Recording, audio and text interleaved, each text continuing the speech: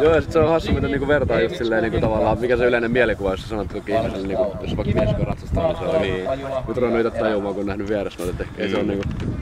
Joo, mä tykkään katsoa tässä niinku koko luokan silleen, niin tulee vielä oikein kunnon jännitys, kun näkee oman suosikin katsomassa. Okei. Nämähän on vielä.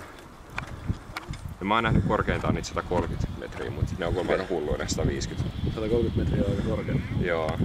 Nää on, mitä, 120 on nää. Joo. Onko se olympialaisissa joku 150 tai 160? Kun näitä on kuitteja, ei se varmaan puhut senteistä. Joo, senteistä joo. Niin joo, se. Olympialaisissa mennään 50 ja 60. Joo. Tämä hevonen on mennyt 4 ja 5, mikä tässä nyt menee. Okei. Niin sä oot täällä käynyt vähän enemmänkin näitä.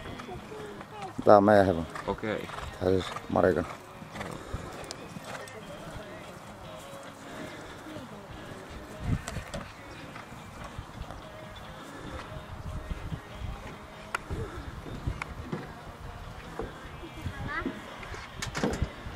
Ukkelihan ihan innoissaan, kun se on päässyt radalle.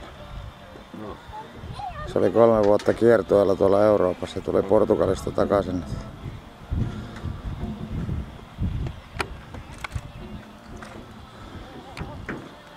Nostaako noita esteitä, mitä ratsastaa mukavaa? Meneekö kaikki niinku samoin? Joo. Tässä tulee vielä metri 25, oliko se poniluokka sitten jälkeen? Metri 30. Ja näin myöskin Margaretto ja Rodriguez. Ei kun ne on ihan erillisiä kilpailuja.